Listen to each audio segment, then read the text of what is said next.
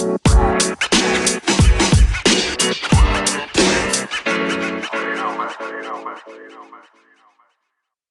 is the Skeptical Student Show, created as a part of Podcast Lab by India Film Project in association with Anchor by Spotify. You can always listen to the episode on Fast Forward and follow the podcast to never miss new episodes. And while you're at it, don't forget to rate the podcast a 5-star. Hello, everyone. Welcome back to yet another episode of the Skeptical Student Show. Today, I have with me a fellow skeptical student, Ishaan Pandey, a first year undergrad at Ashoka University, who is planning to major in history and international relations. Welcome to the show, Ishaan. Hi Gavish, thank you for inviting me. The pleasure is all mine.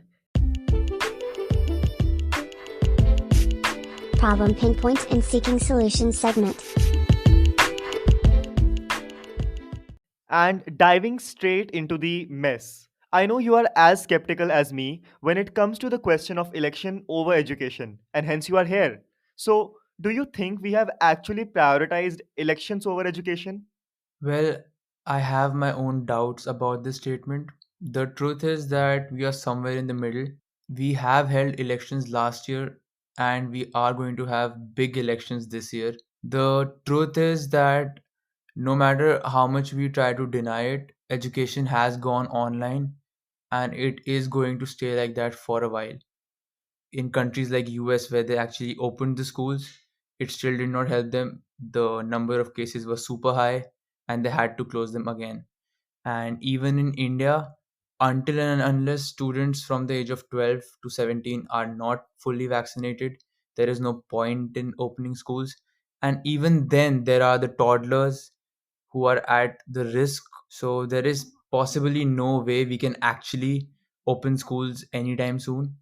As far as elections are concerned, genuinely, I think there has been some sort of problem with the way elections are being conducted, and I would definitely like to discuss more about it. Yes, so what would be your final say? Which one ranks higher, education or election? I think as of now, elections are our government's top priority, not because education is not important, but I think 2024 is pretty close, and that's where our government's neck is. That's what they're trying to prevent. And we had heard from news recently that Delhi's Chief Minister, Mr. Arvind Kejriwal, had announced on 4th January via Twitter that he had been tested positive for COVID 19 after conducting various rallies wherein he was found making promises to the people without a mask. Also, Prime Minister Mr. Narendra Modi had recently organized a task force meeting against COVID, but he was found giving a speech in crowded grounds the very same day. So, if this isn't hypocrisy, then what is? I think last year's West Bengal elections, I heard a statement. मैं जहाँ देखता हूँ मुझे लोग ही लोग दिखाई देते हैं बाकी कुछ दिखता ही नहीं है. That was what Modi ji said. Yes. And he was at this massive rally and apparently there were crowds. Up to some sources there were crowds in thousands. The official election commission allowance was 500. We'll come back to that later, but essentially they have held big rallies and they will continue to do so until unless something stops them. And the election commission is trying to play that buddy Joe, who texts कि मैं party में आऊंगा but then doesn't show up. Election commission is like that dude. What we really need to understand here is that for them it's just an election and it doesn't matter again on COVID ho bhi or now. In fact, Amit Shah got COVID, but he still recovered and then went back Yes. to campaign. Exactly. And then you contrast that what Modi ji said that मैं जहाँ देखता हूँ मुझे लोग ही लोग दिखते हैं, and then you just contrast it with उस दिन के number of cases. It was the highest. And then you see the irony that Yes, all points well made. And also, when we are talking about the guidelines of the election commission not being followed, so what leads to these guidelines being disobeyed? I mean, how on earth can someone go against the independent body of the election commission, which is vested to have so many powers, but still people choose to go against it and no specific action or no prominent action is taken? What would you say about that? power corrupts and great power corrupts greatly. I think that it was something like that, this quote. What I took from this was that if you are in power, no, these independent bodies kind of do have your own ways to control them. I won't make such a claim at all, but let's just look at election commission's guidelines. Let's talk about last year, 2021. We had elections in West Bengal, in Tamil Nadu, and Kerala. These were the three major states. And these were the states where, after elections, we saw a very high rise in cases. The Election Commission did not issue any guidelines until April, when the second wave actually hit in its full force. And even then, the Supreme Court on like April 13th asked them to do something about it, and so they held meetings with party people and stuff like that. Yeah, chalo, let's do some compensation. During that time they said nothing. They just did their meetings and said that you should follow our COVID protocols, and we all know what what happens to that. Yes. Then, after 10 days, on April 22nd, 2021, the Supreme Court asked them, better measures. Now, by the time it was April 22nd, only 4 days were left to the campaigning period. So the damage that had to be done was done. And their new guideline says that 500 people are allowed to meet. Okay. Now, explain me, in what way can 500 people not cause COVID? Then, the drama doesn't end here. The chief election commissioner resigns, and then a new person is appointed in the middle of the whole election cycle. So, if the election commission wanted to, they could have stopped this. That sounds extremely tragic, and I think even one person can cause COVID. So, what's the point of allowing a meeting or association of 500? Why not cancel the entire thing in the first place, right? Blast from the past segment. Speaking of election commission, I know that you are a part of your college's election commission. So, would you like to talk about that, or how has your experience been? At Ashoka, the election commission, basically, I'm still working there. The elections have not been held yet. I'm really looking forward to the election cycle. What I really liked about Ashoka, and especially the election commission, was the fact that there is a high amount of political integrity, as to that we are, as the election commission, we obviously have to stay neutral, but even the other political parties and the other political entities are very respectful of the institutions, even the student government. So the experience there has been good, and I've liked it. And if I get another chance, I would like to host another election cycle. I mean, elections have been pretty close to my heart. When I talk about this topic, that how education has been neglected, yes, I think it has been, but there is a little part of me which loves elections, so it's kind of an internal dilemma. Great. All the best for whatever you do with that. And also, it turns out I ended up calling you for the best episode that I could have possibly called you for, the elections episode, right? Problem pinpoints and seeking solutions segment. So, do you think 2022 will be any different than 2021 as a year? Because if we see, we don't really learn anything from our mistakes, and aren't we repeating them? Will it be different? I think I really felt good. There were like fresh hopes when the new election commission for this year, they issued guidelines that you can only host online events, online campaign, online rallies. So all these states, Punjab, Uttarakhand, UP, Goa, etc., Manipur. So these states are going to have a very virtual campaigning. And I think they came up with this thing. They'll just text the link to everyone's number and they can directly join it. Now this kind of works. This virtual rally thingy is going to harm a lot of small parties, because now their vote in urban centers will be reduced.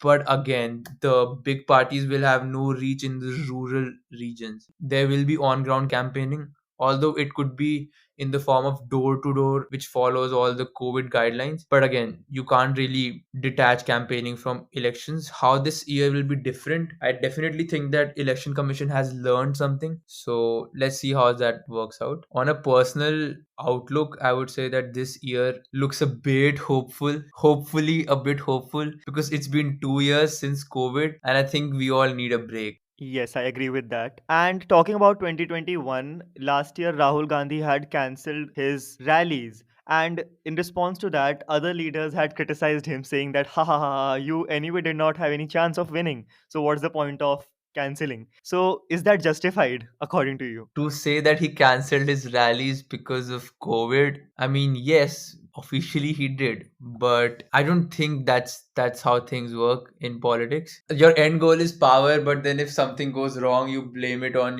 like good things that, oh my god, yeah, I was following COVID.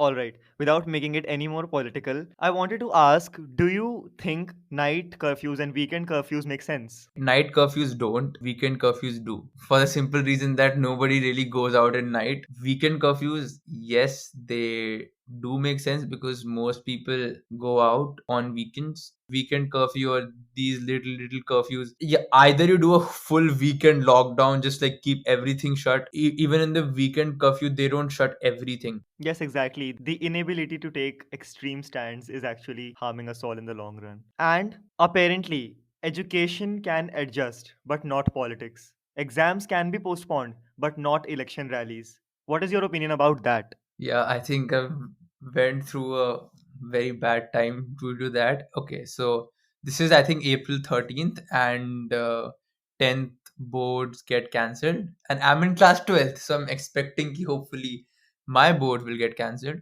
and they don't. And then they do, but after 1.5 months. So I'm studying like a dog for one. I was in the same boat. And then yeah, exactly. And then I'm studying for 1.5 months like a dog. There is no boards.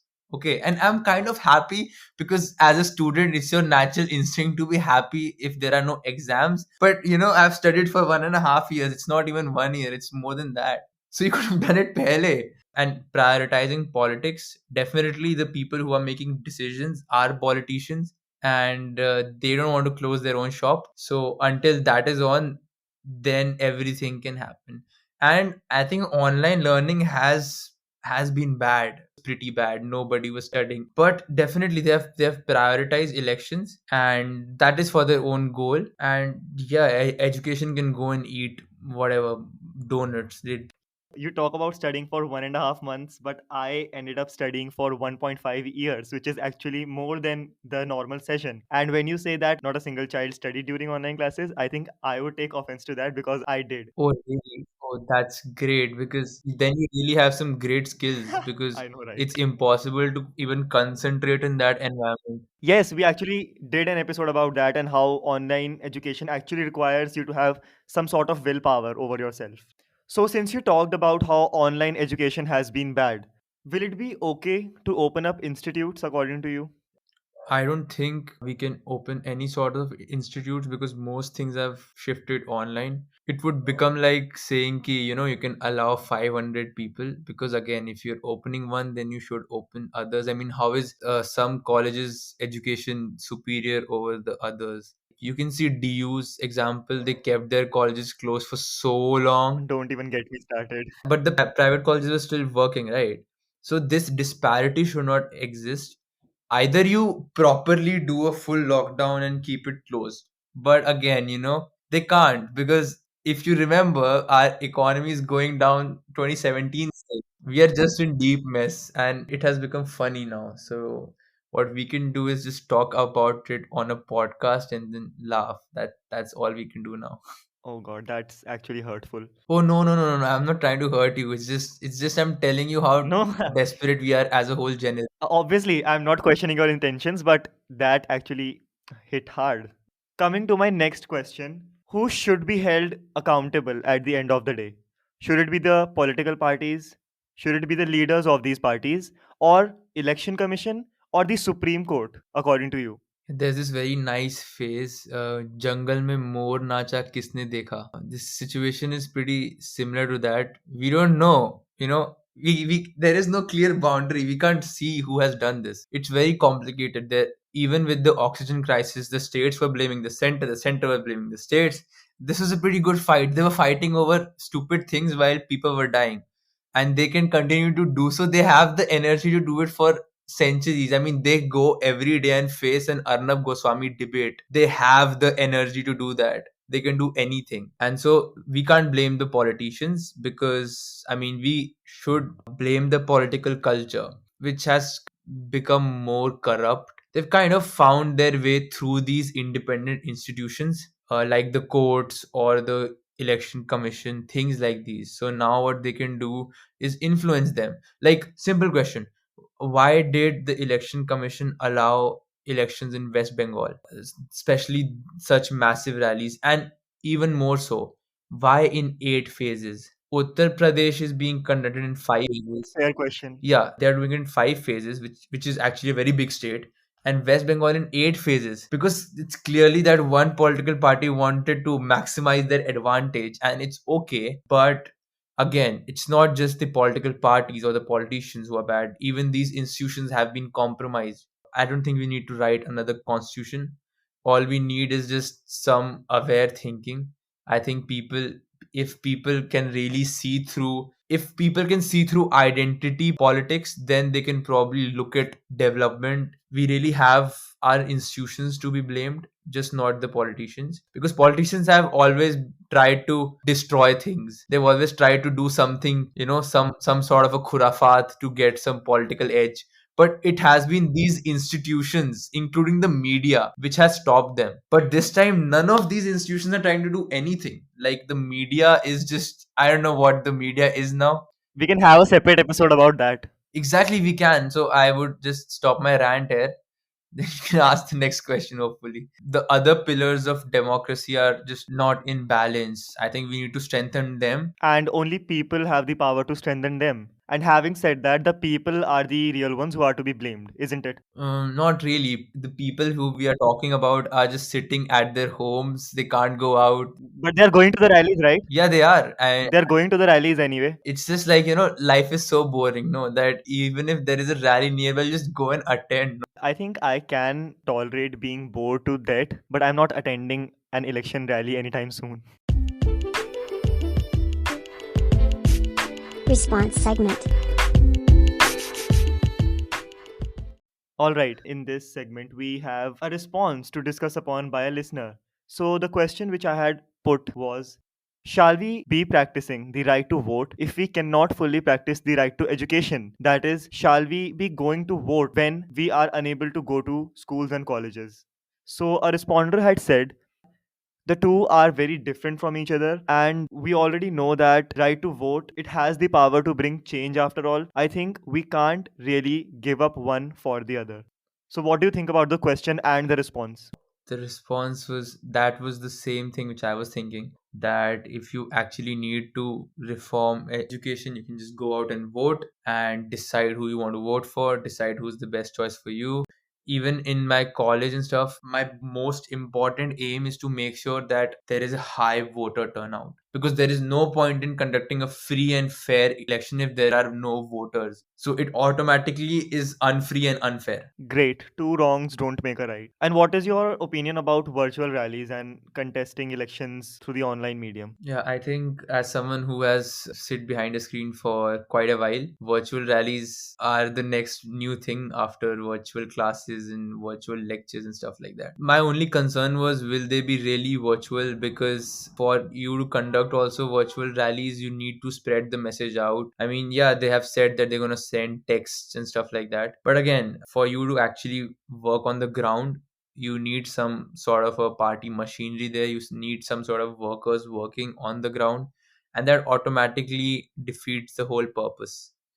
Apart from that, I genuinely think that there are a lot of people who still don't have access to internet or have smartphones, and so I don't think Digital divide is real. exactly, yeah. Great. Moral of the episode. And moving towards the end of this episode, I would want to hear from you your last words as the moral of this episode. मुझे लगा कि तू बोल रहा है your last words. पता नहीं क्या होने वाला है मेरे को. Oh god, there's not much I can do from here though. What I would like to say, concluding this whole debate or this discussion. Debate? We didn't even get started on the debate. I mean, yes, it's a discussion. In conclusion, I would like to say that No matter what we do, we have evolved around stories, we have evolved around interactions, we have evolved around discussions, and shifting all that online has taken a big toll on us. What we can do really here is make sure that education smoothly transitions. There have been development in which are organizing education in a better way. And yeah, politics will just go on the way it does. Education has to be prioritized and someone has to do it. Great, I agree. Supplementary segment. And as a part of the last segment of our in which we give something back to our listeners to remember this episode by. It can be anything of value, and particularly for this episode, I would recommend you to check out an article which is titled Global Overview of COVID-19. This article contains the list of the countries which had postponed their elections during COVID-19. And Ishan, would you like to share anything of value with the listeners? Article by The Economist. I was a bit unsettled, a bit kind of nervous how I'll change with this pandemic. But once the whole thing kind of turned out to be a very long affair, I understood that okay, maybe this is the new normal. And in that state of panic, I read this very nice article by Economist. They also have a YouTube channel where they summarize their articles, and this was basically about COVID-19, how life is not going to be same ever again. Personally, I have come to terms with the fact that this really is the new normal. And for anyone who is willing to check out the supplementary segment stuff, the link to the article and the video will be made available in the episode description. Lastly, thank you so much, Ishan, for taking out time and agreeing to do this. It was a pleasure and it was wonderful to have a discussion with you. Thank you so much. I loved it. Thanks. All right. So if you think we missed any point, or if you would simply want to stay connected, you can follow me on Instagram. I'm called Gavish Raptor with at the rate GAVISH underscore RAPTOR. Ishan, how can the listeners reach out to you? Yeah, I think the same way. My Instagram is underscore ish dot ish. I hope they get it. One day we can have them and written down somewhere. All right, let me go and follow you, and then I can possibly tag you in my stories. Yep, that works. Thank you so much, everyone, for tuning in today. And don't forget to tune in next week for a fresh episode. You were listening to the Skeptical Student Show by Gavish Raptor, created as a part of Podcast Lab by India Film Project in association with Anchor by Spotify.